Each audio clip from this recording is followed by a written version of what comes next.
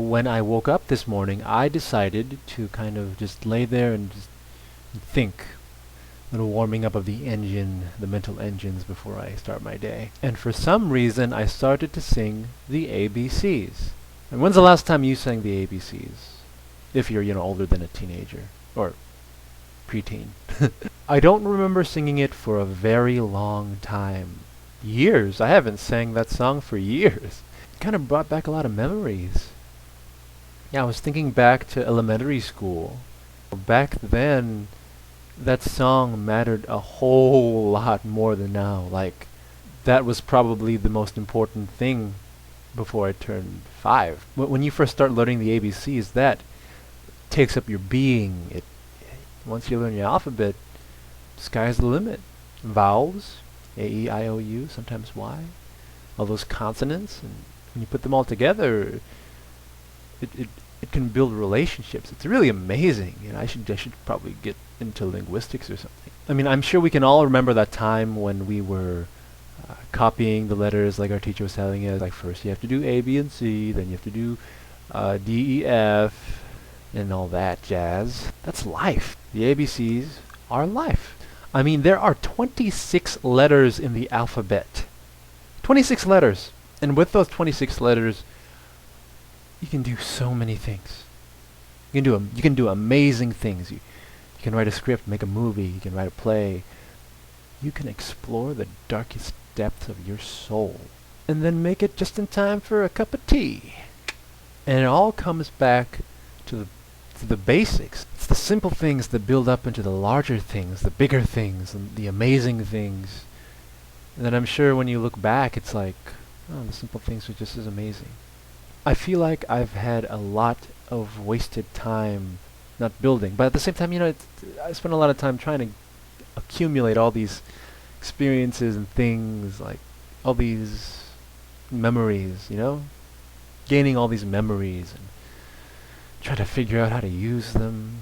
I've been reading this book lately, Total Memory Makeover by Mary Lou Henner. And Mary Lou Henner is this very interesting individual who is like one of, I think, 14 people in the whole world recorded who has a perfect memory. If you gave her a date, a very obscure date like that, doesn't have to do with holidays or some, national crisis, like February 7th, 1971.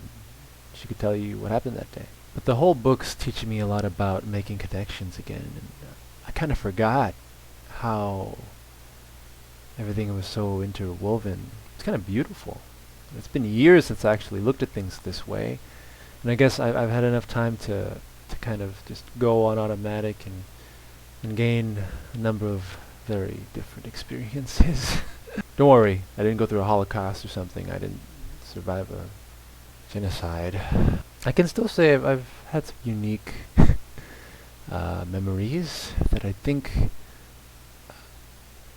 kind of make more sense now than they did before. Life's kind of taking shape. And not fast enough either. I don't think it's going fast enough, but I'm trying to take it slow. Like that Wong Fu video, take it slow. Just adding a little random rant to the end of this. I know how some people don't like rants, but you may find this entertaining. Just watching Good Day LA. Hate the new faces. God. Near perfect faces. It's disgusting. The main point is, it wasn't the show that got me, it was the commercial.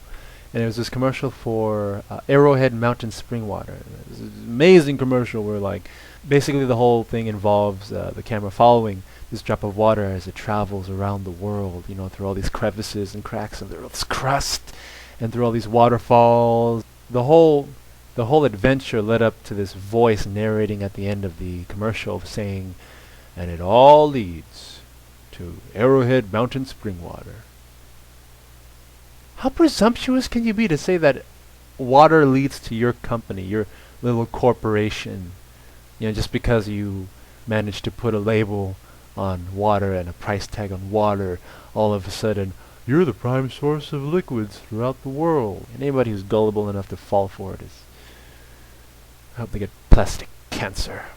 That'll teach them.